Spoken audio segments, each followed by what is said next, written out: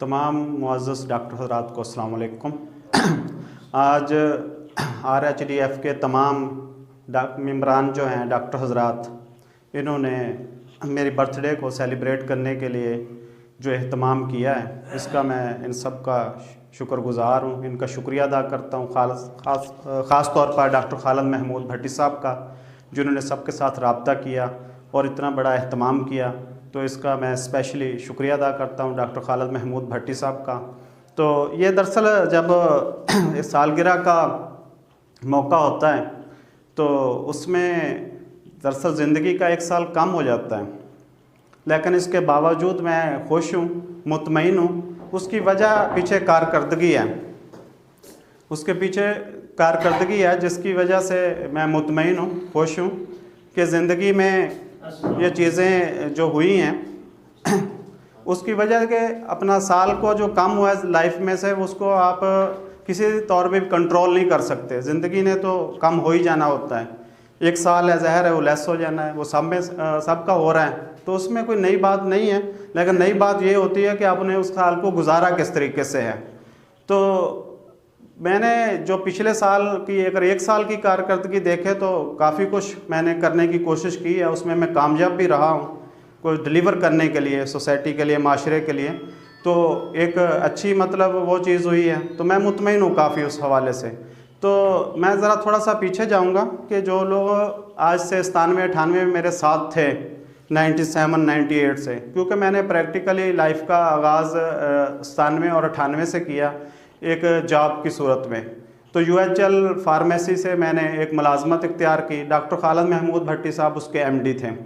तो उस वक्त मैंने अपनी एक लाइफ स्टार्ट की। तो यकीन माने उस वक्त मेरे पास साइकिल भी नहीं थी, ठीक है ना। जब मैं इनके पास आया तो मैंने एक स्टार्ट लिया अपनी लाइफ का प्रैक्टिकली। तो उसके बाद अल्लाह ताला का ऐसा करम हुआ कि 2-3 साल के अंदर मेरे पास मोटरसाइकिल आ गई, ठीक है ना जी। फिर 3-4 साल गुजरे, 5 साल गुजरे, उसके बाद एक मेरे पास गाड़ी आ गई, सुजुकी बुलान गाड़ी अल्लाह ताला ने मुझे दे दी। फिर उसके बाद हुआ क्या कि मज़ीद 4 साल गुजरे, उसके बाद clinic, homeopathic clinic and store बन गया। उसके बाद फिर 3-4 साल गुजरे, एक क्लिनिक रजिस्टर्ड हुआ, उसके बाद स्टोर का सेटअप एक लहदा बन गया, वो भी शानदार सेटअप बन गया। ये एक अल्लाह ताला का ख़ास करम हुआ। मेरी स्टडी जारी थी, स्टडी माशाल्लाह उसमें केसेस काफ़ी ठीक होने शुरू हुए, अचीवमेंट, मेरी दिलचस्पी और बढ़ी। तो उसके बाद डॉक्टर खालिद महमूद भट्टी साहब, डॉक्टर इफ्तिखार गाजी साहब, हम तीनों लोगों ने मिलकर एक फ़ोरम की बुनियाद रख दी। फिर कुछ ही अरसे बाद हमने एक प्रोग्राम भी करवा दिया, एक बहुत बड़ा प्रोग्राम करवा दिया हमने होम्योपैथी का, रहीम यार खां होम्योपैथिक डॉक्टर फोरम के नाम से। तो ये सिलसिला चला। उस फोरम के बरकतें ये हुई कि उसके बाद हमने बाकायदा उसका हर हफ्ते एक नॉलेज शेयरिंग का एक सिस्टम शुरू कर दिया। नॉलेज शेयरिंग का शुरू हुआ हर हफ्ते, तो उसमें बढ़ते बढ़ते मेंबरान की तादाद मज़ीद बढ़ गई, जिसमें डॉक्टर अहमद साहब शामिल हुए, डॉक्टर महमूद साहब, डॉक्टर आमर साहब, ठीक है ना जी। इसके बाद डॉक्टर जहद असलम साहब, ये लोग बाद में शामिल हुए। हम मेंबरान 7 हो गए तादाद। फिर मुसलसल ये चलना शुरू हुआ, इसमें मज़ीद कामयाबियाँ मिली, ठीक है ना जी। और ये बढ़ते बढ़ते माशाल्लाह अब हमने RHDF के नाम से अपना एक चैनल भी लॉन्च कर दिया है, होम्योपैथिक RHDF के नाम से। तो उसमें भी हम इल्म डिलीवर कर रहे हैं। डॉक्टर खालिद महमूद भट्टी साहब भी उसमें इल्म अपना डिलीवर कर रहे हैं। ये हमारी अचीवमेंट्स हैं जो हमने की हैं अब तक मसलसल। तो अब लोग मुझसे, वो जो 97-98 से मेरे साथ भी थे फर्म के अंदर या फर्म से नहीं थे, मेरे क्लास फेलो थे, वो पूछते हैं कि डॉक्टर शाह साहब आपने ये अचीवमेंट किस तरह कर ली ना, कामयाबी किस तरह आपको इतनी बड़ी मिल गई भैया, कुछ ना होना और इतनी बड़ी अचीवमेंट्स, तो ये राज क्या है इसका। तो उसको बताते हैं कि भाई ये मेहनत है, तरीका। वो कहते हैं नहीं, ये मुमकिन ही नहीं है, ये किस तरह हो जाता है, असल बात बताएं, ये तरक्की हुई किस तरह है, ये अचीवमेंट आपने किस तरह हासिल कर ली, हम नहीं कर सके। तो उसकी वजह है कि आज वो मैं आपको राज वो क्लियर करूँगा, वो राज है क्या जिसकी वजह से ये अचीवमेंट्स मिली हैं मुझे, ये इतनी बड़ी कामयाबियाँ मिली। मेरे यार अल्लाह का शुक्र है। ये नहीं है कि उन लोगों ने काम नहीं किया, वो किया उन लोगों ने भी। ये अल्लाह ताला के ख़ास करम का ही रिज़ल्ट है, नतीजा है कि जिसकी कह लें कि इतनी बड़ी अचीवमेंट्स मिली हैं। उसमें 3 चीज़ें हुई हैं जो आज आपको कहीं नोट कर लें आप, वो 3 चीज़ें कि आपको माशरे के अंदर 3 किस्म के लोगों से वास्ता पड़ता है। नंबर 1, जो शख्स आपसे 8 घंटे की कमिटमेंट करता है और काम करता है 7 घंटे, ठीक है ना जी। नंबर 2, एक वो शख्स होता है जो 8 घंटे की कमिटमेंट करता है और 8 घंटे ही काम करके देता है आपको। नंबर 3, वो शख्स जो 8 घंटे की कमिटमेंट करता है, 8.5 घंटे काम करके देता है, 9 घंटे काम करके देता है, पेमेंट आपसे 8 घंटे की लेता है। ये 3 कैटेगरी होती है माशरे के अंदर, और 3 किस्म के लोग आपको माशरे के अंदर मिलेंगे। नंबर 1, जो पहला शख्स है जिसने 8 घंटे की कमिटमेंट की है और 7 घंटे काम किया है, वसूली मजदूरी जो है उसने 8 घंटे की ली है। लिख लें वो आज ज़िंदगी में वो शख्स कभी कामयाब नहीं हो सकता, बिल्कुल कामयाब उसने होना ही नहीं है। भी हो जाएगा कामयाब, ये निकाल दें उसको जहन में से। नंबर 2, जिसने 8 घंटे काम किया है, 8 घंटे की पेमेंट ली है, ज़िंदगी में वो नॉर्मल ज़िंदगी गुजारेगा। बहुत अच्छी काम किया उसने, ठीक है, नॉर्मल एक ईमानदारी से काम किया है, लेकिन उससे आप इनकलाब की तवक्को ना रखें भी वो कोई इनकलाबी काम करेगा, ठीक है। नंबर 3, वो शख्स जिसने 8 घंटे की पेमेंट ली है, काम आपको 8.5 घंटे का करके दिया है, 9 घंटे का काम किया है, ठीक है ना जी, अपना टाइम दे दिया, लेकिन पेमेंट आपसे 8 घंटे के लिए। उसने इनकलाब बर्पा करना है माशरे के अंदर, उसने अचीवमेंट्स करनी है, उसने तब्दीलियाँ करनी है, उसने माशरे को चेंज कर देना है। ये चीज़ है तीसरे नंबर पे। मैंने तीसरे नंबर को फॉलो किया, तीसरे नंबर को फॉलो किया, उसके मुताबिक मैं चला हूँ ज़िंदगी के अंदर।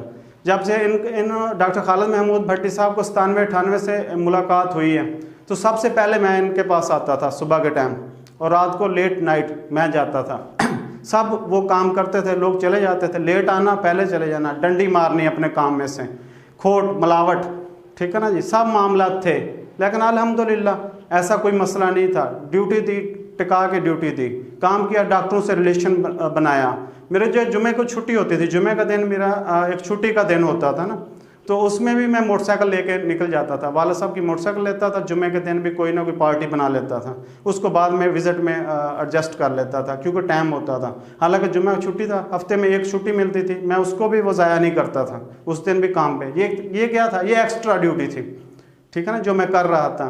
वो मसलसल उसका रिज़ल्ट कहीं आना था, ठीक है ना जी, वो मैं करता जा रहा था। डॉक्टरों के साथ ताल्लुक़ बनाता था, ठीक है ना, अपनी जेब से गिफ्ट ले देता था, कंपनी को इल्म भी नहीं होता था कि ये क्या हुआ। अपनी तनख्वाह मिलती थी मुझे, उसमें से परचेज़ कर लेता था, ठीक है ना। उसके बाद डिलीवर कर देना, ठीक है ना, क्योंकि मुझे पता था कि मेरे रब ने मुझे ये रिस्पॉन्स देना है, इसका रद्द अमल आना है, ठीक है ना, जो मैं काम करता जा रहा हूँ। बढ़ते बढ़ते वो निज़ाम चलता गया, ठीक है ना। ये एक ऐसी मार्केट बिल्डअप हो गई स्टार्ट से, जो बहुत अच्छा बिजनेस देने लग गई।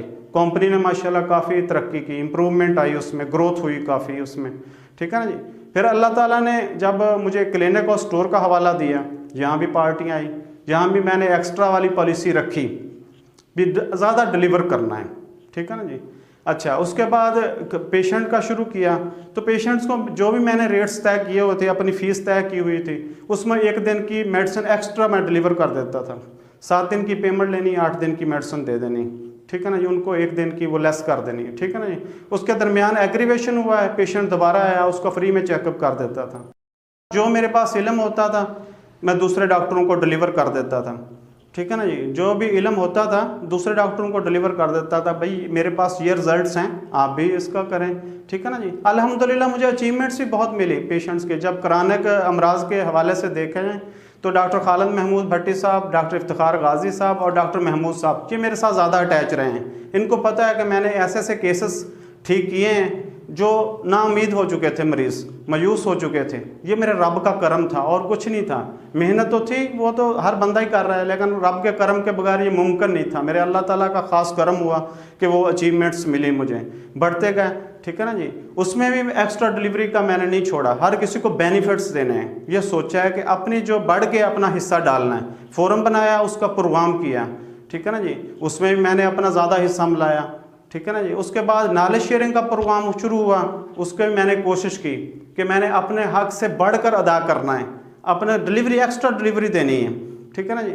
उसके बाद ये मसलसल जारी रखा है कि ज़िंदगी में एक असूल बनाया है। मैं कभी फ्रूट वगैरह भी ख़रीदता हूँ ना, वो फ्रूट वालों की एक आदत होती है कि कि उसने आपको जो छोटा मोटा दूसरा चीज़ है जो नहीं बिकने वाला वो आपके शापर में डालने की कोशिश करनी है, मैं उसको भी नहीं रोकता। बाजू का देख रहा होता हूँ, नहीं रोकता कि यार ये मेरा 20 रुपये का नुकसान कर रहा है, 30 रुपये का, चलो इससे इसका बेनिफिट हो जाएगा, नीयत ये है, चलो यार इसका निकल रहा है, मैं उसको साइड पे कर दूंगा, मेरा नुकसान तो यही है ना, और इससे बढ़कर तो कोई नुकसान नहीं है, लेकिन उसका बेनिफिट हो जाएगा। लेकिन उस शख्स ने जो दे रहा है मुझे, उसने तरक्की नहीं करनी जी, यकीन माने, क्योंकि वो लॉस कर रहा है। हमारा पूरे दीन का फ़लसफ़ा ये है कि दूसरे को बेनिफिट्स दो, दूसरे को फ़ायदा दो, अपने लिए जीने का तो कोई फ़ायदा ही नहीं है ना। एक्स्ट्रा आप किसी को सहूलत दे ही नहीं रहे, फैसिलिटी दे ही नहीं रहे, तो किस तरह आप तरक्की कर जाएंगे। ये मेरी वो ज़िंदगी का राज है कि एक्स्ट्रा डिलीवर करने की कोशिश की है, अपने आप को कुर्बानी के लिए तैयार रखा है। ये वो चीज़ें थी बुनियादी तौर पे जिन्होंने मुझे इस मकाम पे पहुंचाया है, और कोई इसमें ऐसी कोई राज की बात है नहीं, ठीक है ना जी। एक्स्ट्रा डिलीवरी की आप कोशिश करें, मेहनत करें, और उस्तादों की इज़्ज़त लाजमी करें। माशरे के अंदर वो कौमें बर्बाद हो जाती हैं जो उस्ताज़ा की इज़्ज़त नहीं करती, ठीक है ना जी। रहीम यार खां में अगर मैं होम्योपैथी के हवाले से देखूँ तो डॉक्टर नज़ीर मुस्लिम साहब, डॉक्टर मोहम्मद सैन मोहन्नद साहब, डॉक्टर रियाज मोहन्नद साहब, ये मेरे हीरो हैं, ठीक है ना जी। इनको मैं हमेशा फॉलो करता हूँ। रहीम यार खां में होम्योपैथी के हवाले से देखा जाए तो इन्होंने बहुत बड़ा रोल अदा किया है। यकीन माने लोग बुग़्ज़ रखते हैं, एक उनके दिलों के अंदर है मसले कि उस्ताज़ा की इज़्ज़त भी नहीं करते, ठीक है ना, एहतराम भी नहीं करते, तो फिर ये कौमें किस तरह तरक्की करेंगी। मतलब समझ से बाहर है कि आप किस तरह तरक्की कर सकते हैं उस्ताद की इज़्ज़त के बगैर। उस्ताद की इज़्ज़त के बगैर तो मुमकिन ही नहीं कि आप तरक्की कर जाएं। डॉक्टर खालिद महमूद भट्टी साहब है, यकीन माने इनका बड़ा रोल है मेरी लाइफ के अंदर। अगर ये ना मुझे मिलता तो शायद मुमकिन नहीं था, क्योंकि फॉलो करना पड़ता है आपको। कोई आइडियल शख्सियत होनी चाहिए, इंसानी हमदर्दी से भरपूर एक शख्सियत आपके सामने, दुखी इंसानियत के लिए काम करने वाली शख्सियत। इन्होंने 100 फ्री कैंप लगा दिया है। रहीम यार खां की हिस्ट्री में एक इनकलाब ये है कि होम्योपैथी को मुतारफ़ कराने वाली बहुत बड़ी शख्सियत आज भी मेरे सामने बैठी हुई है, तो इन्होंने 100 फ्री कैंप लगाया है। तो ये एक मसाली है, जब जज्बा आपके सामने कोई ऐसी शख्सियत तो हो जिसको आप फॉलो करें, तो मैं तो फॉलो करता हूँ। मैंने बहुत कुछ सीखा है इनसे कि 100 फ्री कैंप लगा देना ऐसे नहीं मुमकिन कैसे हो सकता है बगैर किसी जज्बे के, बगैर किसी विजन के। जब आपके अंदर जज्बा नहीं होगा तो आप इतना बड़ा काम भी नहीं हो सकता। उसमें फ्री अपना टाइम देना, अपना लगाना, मुफ्त में मेडिसिन डिलीवर करनी, ये इतनी बड़ी कारकर्दगी कैसे मुमकिन है। ये एक जज्बा था जो इन्होंने किया है, तो ये एक मिसाली शख्सियत हमारे अंदर मौजूद है, ठीक है ना जी। रहीम यार खां के हवाले से देखा जाए मौजूदा दौर में जो वक्त में हम चल रहे हैं, तो ये बहुत बड़ी शख्सियत है जिन्होंने एक इनकलाब होम्योपैथी के हवाले से अपना रोल अदा किया, एक इनकलाबी रोल है इनका। प्रैक्टिस के हवाले से देखा जाए इनके बहुत सारे केसेस ऐसे हैं, ठीक है ना, जिनको शेयर किया जाए तो हैरान रह जाएंगे। इतनी बड़ी अचीवमेंट्स हैं इनकी प्रैक्टिस के, और खालिस होम्योपैथी की प्रैक्टिस करना, ठीक है ना जी, अपने जेब से पैसे लगाने, ठीक है ना जी, और फ्री लोगों को मेडिसिन देनी, ठीक है ना जी, ये बहुत बड़ी एक कारकर्दगी होती है किसी भी हवाले से। एक मैं जनरल बात भी करना चाहूँगा, आप सब दोस्त बैठे हुए हैं डॉक्टर हजरात, जो स्कूल दौर के हमारे टीचर थे उनको भी मिला करें वक्त निकाल के, ठीक है ना जी। हम लोग मिलते नहीं हैं, उनकी वजह से ही हम इधर खड़े हैं आज। यकीन माने उन्होंने हमें समझाया है भी बैठना किस तरह है, बात किस तरह करनी है, अदब क्या होता है, इज़्ज़त रिस्पेक्ट क्या होती है, ठीक है ना जी।